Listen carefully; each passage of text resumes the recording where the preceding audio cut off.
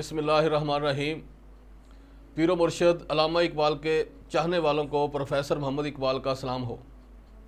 خواتین و حضرات، کل ہم نے لیڈرشپ کے بارے میں ڈسکس کی تھی، تو آج اسی ٹاپک کو کچھ آگے لے کر چلتے ہیں، کیونکہ علامہ اقبال نے امامت، ساقی اور اس کے علاوہ دوسری جو ٹرمز ہیں وہ استعمال کی ہیں، تو ہم سٹیپ بائی سٹیپ ان کی ایکسپلین کرتے ہیں۔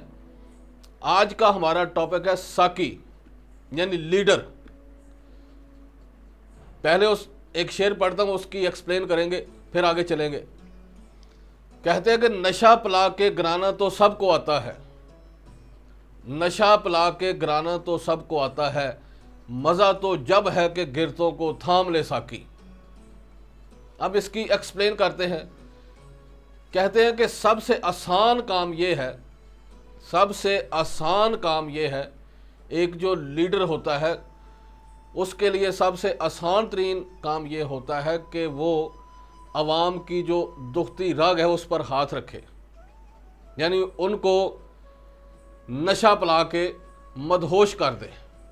نشہ یہ نہیں ہوتا کہ اس کو شراب پلا دی یا چرس پلا دی یا کوئی اور نشہ پلا دیا۔ نشہ یہ ہوتا ہے کہ اس کے بارے میں ایسی بات کرنی کہ وہ مدہوش ہو جائے۔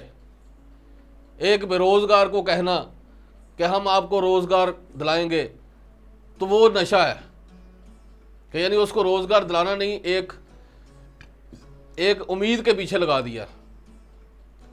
ایسے ہی ایسی باتیں کرنا کہ جس سے لوگ ایک خیالی دنیا میں آ جائیں اور آپ اس کے پیچھے لگ جائیں، اور جب وہ برسر اقتدار آئے تو وہ زیرو ہو جائے۔ کہتے ہیں کہ نشہ پلا کے گرانا تو سب کو آتا ہے، یہ سب سے آسان کام ہے، مزہ تو جب ہے کہ گرتوں کو تھام لے ساقی۔ مزہ تب ہے کہ جو لوگ گمراہ ہیں، جو لوگ گمراہ ہیں ان کے بارے میں وہ عملی اقدامات ایسے کرے کہ ان کو قرآن و حدیث کے مطابق جو گمراہ ہیں ان کو ایک راہ راست پر لائے، صراط مستقیم پر چلائے۔ یہ کام ہوتا ہے لیڈر کا، ایک ساقی کا، کہ جو لوگ گمراہ ہیں اسلامی مملکت میں، اسلامی ریاست میں۔ الحمدللہ ہمارا ملک پاکستان ایک اسلامی ریاست ہے، اور یہ ہمارے پیر و مرشد کا خواب ہے یہ علامہ اقبال۔ وہ جس طریقے سے دیکھنا چاہتے ہیں کہ ایسی ہماری ریاست ہونا چاہیے، ایسا پاکستان ہونا چاہیے، اس میں یہ لیڈر پر ذمہ داری ڈالتے ہیں کہ یہ سب سے آسان کام ہے کہ تم ایسی باتیں کرو کہ جب آپ کو اللہ تعالیٰ اقتدار دے دے تو کوئی بات بھی پوری نہ ہو۔ کہتے ہیں کہ یہ سب سے آسان کام ہے، سب سے آسان کام یہ ہے، مزہ تو جب ہے کہ گرتوں کو تھام لے ساقی، کہ ایسے لوگ جو گمراہ ہیں، جو اپنے دین سے دور ہٹ چکے ہیں، ان کو قرآن و حدیث کے مطابق ان کی لائف مینٹین کرے، اس کی لائف چینج کرے۔ یہ سسٹم ہوتا ہے ایک ساقی کا، ایک لیڈر کا۔ تو اس کے بارے میں اور تھوڑا سا آگے چلتے ہیں کہ 3 کوالٹیز ہیں، 3 کوالٹیز انہوں نے مزید بتائی ہیں کہ ایک لیڈر میں یہ 3 کوالٹیز ہونی چاہیے۔ سب سے پہلی ایک شعر پڑھتا ہوں، اس میں 3 کوالٹیز دی ہوئی ہیں۔ نگہ بلند سخن دل نواز جاں پر سوز۔ نگہ بلند سخن دل نواز جاں پر سوز، یہی ہے رکھتے سفر میرے کارواں کے لیے۔ کہ ایک جو سالار ہوتا ہے، ایک میرے کارواں ہوتا ہے، اس میں 3 چیزیں ہونی چاہیے کہ اس کی نگاہ بلند ہو، یعنی اس کے اغراض و مقاصد بہت بلند ہوں، اس کے ذہن میں، اس کے دل میں اپنی قوم کے لیے صحیح درد ہو، اس کے خواب اونچے ہوں، نگہ بلند، اس کے خیالات عظیم ہوں۔ سخن دل نواز، یعنی وہ جو بھی بات کہے اپنے دل سے کہے، اور اس طریقے سے کہے کہ عوام کے لوگ جو ہے اس کی طرف کھنچے چلے آئیں، اس کی طرف اٹریکٹ ہو جائیں۔ یہ کوالٹیز ہوتی ہیں، نگہ بلند، سخن دل نواز۔ اس کی دوسری خوبی یہ ہے کہ اس کے بول میں مٹھاس ہو، اس کے بول میں مٹھاس ہو، وہ اچھے طریقے سے جو بھی اس سے بات کرے قربت محسوس کرے۔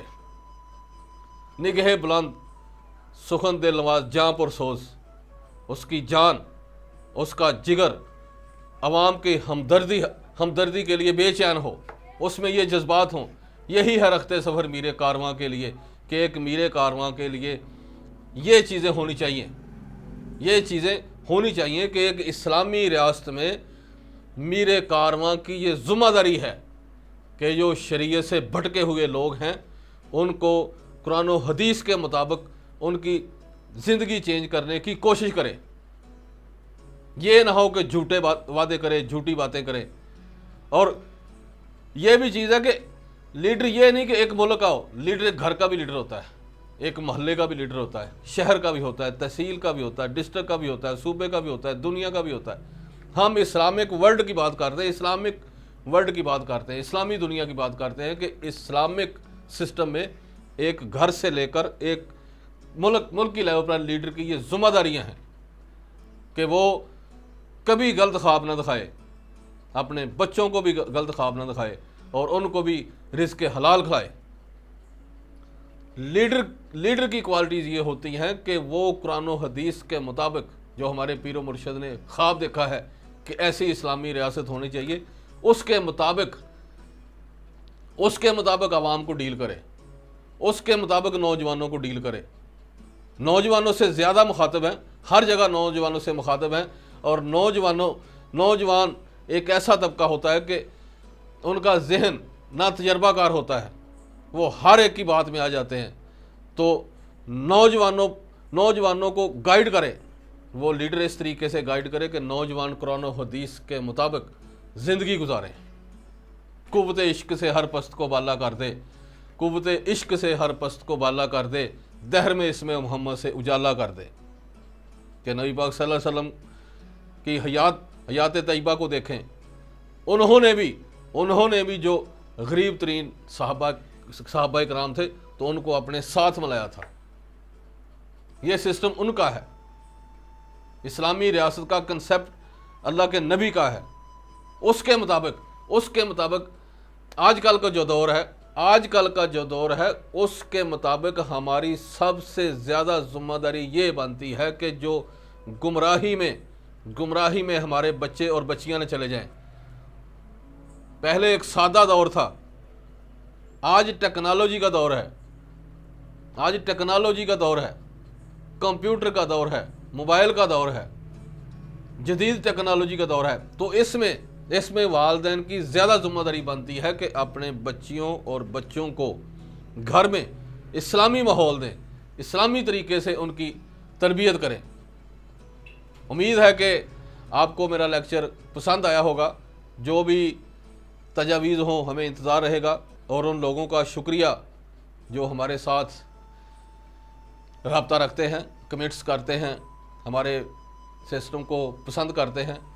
انشاءاللہ آپ کی تجاویز کا انتظار رہے گا۔ اس کے ساتھ اجازت چاہتا ہوں۔ پاکستان زندہ باد۔